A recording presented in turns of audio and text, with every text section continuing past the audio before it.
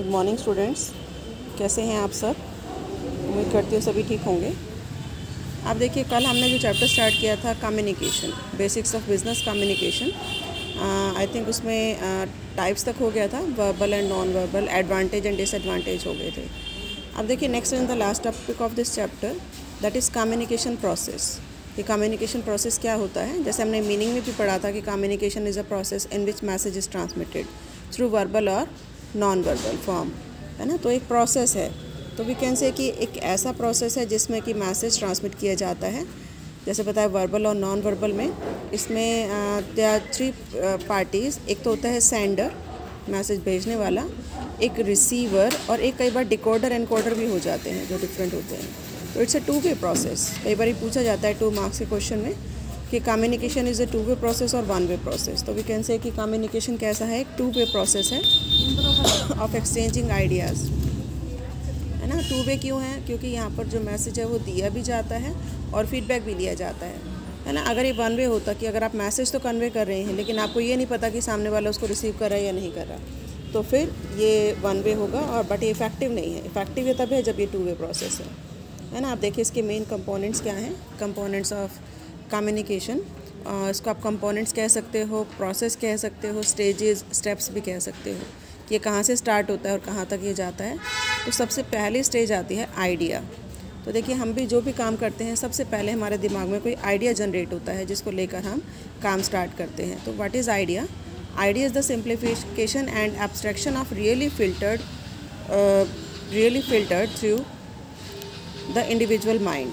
कि individual mind में जो भी आया उसको आपने फ़िल्टर किया, फ़िल्टर करके उसको सिंप्लीफाई किया, वही क्या कहलाता है? आइडिया, है ना। तो कोई भी मैसेज जो आपने भेजना है वो स्टार्ट कहाँ से होता है? From idea, with an idea से होता है। और जो हर आइडिया है उसमें कुछ कंटेक्स्ट होते हैं। अब ये कंटेक्स्ट क्या है?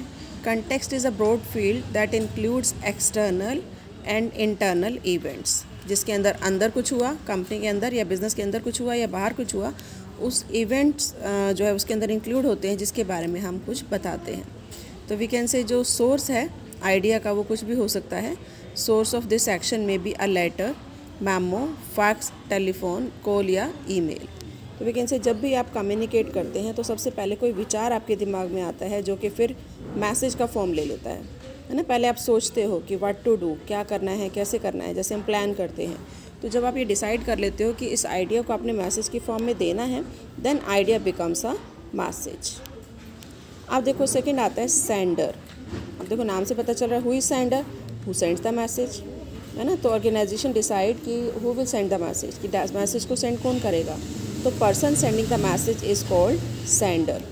तो प्रोसेस में ये सेकेंड स्टेप है जिसमें कि यहीं से ही आपका जो आइडिया है वो मैसेज में कन्वर्ट हो जाता है, और कन्वर्ट होने के बाद फिर हम सेंडर को कहते हैं कि इस मैसेज को भेजना है, या sender wants to send that idea to another person. वो भेजना चाहता है या organisation to achieve his goal, ठीक है। तो फिर जो सेंडर है वो अपने दिमाग में ये सोचता है कि जो आइडिया है उसको मैसेज कैसे बनाना है ताकि वो जो मैसेज है वो रिसीवर तक भेजा जा सके।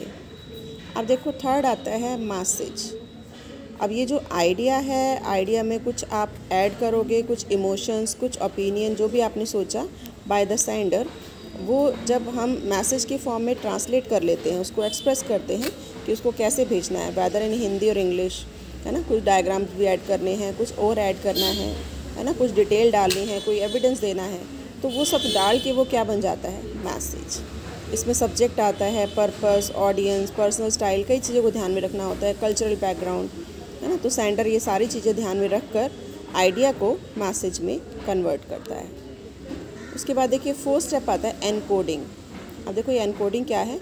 The method by which a message is expressed is called encoding. अब जैसे जो सेंडर है उसने ये डिसाइड कर लिया कि उसने मैसेज भेजना है ना, और क्या मैसेज भेजना है वो भी हो गया, लेकिन फिर उसके बाद फिर ये देखेगा कि what is the level of receiver. Receiver का अंडरस्टैंडिंग लेवल क्या है ना, उसका एजुकेशन लेवल क्या है, वो उस किस तरीके से वो उसको समझ सकता है, या जो सेंडर है वो उसको किस तरह से कन्विंस कर सकता है। तो with the help of symbols, pictures या डे टू डे लैंग्वेज, है ना, इस तरह से वो उस मैसेज को according to the level of receiver क्या करेगा? चेंज करेगा। तो the method by which a message is expressed by the sender is called encoding. तो हम सेंडर को एनकोडर भी कहते हैं, क्योंकि वो रिसीवर के अकॉर्डिंग, उसके अकॉर्डिंग जो रिसीवर का जो लेवल है उसके अकॉर्डिंग वो मैसेज को ट्रांसलेट करता है या कन्वर्ट करता है। तो ये था 4th स्टेप। उसके बाद देखिए नेक्स्ट आता है 5th is medium. Medium and channel. तो मीडियम क्या है? Methods and means by which a message is transmitted by a sender to the receiver is called medium and channel. जैसे सपोज़ आपने लेटर भेजना है ना, तो लेटर के लिए आपने डिसाइड किया बाय पोस्ट आप भेजेंगे, तो ये जो बाय पोस्ट भेजा ये तो मीडियम है ना। फिर आप पोस्ट भी कैसे भेजोगे? कॉरियर कराओगे या रजिस्ट्री कराओगे, है ना, या आप जो है वो मेल करोगे, तो ये क्या है? चैनल, है ना। तो जिसमें आप ये डिसाइड करते हो कि कैसे भेजोगे। ऐसे ऑरल कम्युनिकेट करना है ना, तो आपने ये डिसाइड किया कि मैसेज कैसा जाएगा? ऑरल। तो ऑरल मैसेज भेजना क्या है? मीडियम। बट वो ऑरल मैसेज जाएगा कैसे? जैसे आप टेलीफोन करोगे या उसको बुलाओगे, फेस टू फेस कन्वर्सेशन होगी, है ना, किस तरीके से आप ऑरल मैसेज भेजोगे या वीडियो कॉल होगी, वो क्या है? चैनल। तो नेक्स्ट स्टेप में हम मीडियम और चैनल डिसाइड करते हैं। उसके बाद देखो नेक्स्ट आता है रिसीवर। रिसीवर कौन होगा? Obviously who receives the message, जो मैसेज को रिसीव करता है ना। तो जो सेंडर है फिर ये देखेगा कि who are the receivers of the message, एक है या एक से ज़्यादा है, जो भी है वहाँ तक वो मैसेज पहुँचाया जाता है, और इसकी एब्सेंस में जो मैसेज है वो कंप्लीट नहीं होता। उसके बाद देखो नेक्स्ट आता है डिकोडिंग। अब देखो ये डिकोडिंग क्या है? डिकोडिंग भी एक मेंटल प्रोसेस है जिसमें रिसीवर ने मैसेज तो रिसीव कर लिया, लेकिन इट्स नॉट नेसेसरी कि सेंडर ने सोचा कि रिसीवर का ये लेवल हो, रिसीवर का वही लेवल हो, है ना, उसका लेवल अलग भी हो सकता है।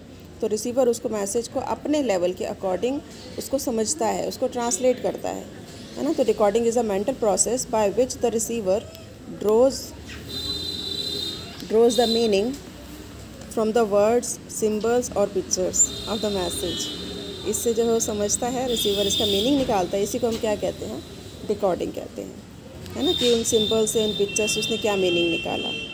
And next and last step is feedback. अब फीडबैक में क्या होता है? Feedback means response of the receiver, कि रिसीवर ने मैसेज तो रिसीव कर लिया, लेकिन सेंडर को ये कैसे पता चलेगा कि उसने मैसेज को रिसीव कर लिया? सेंडर क्या करेगा?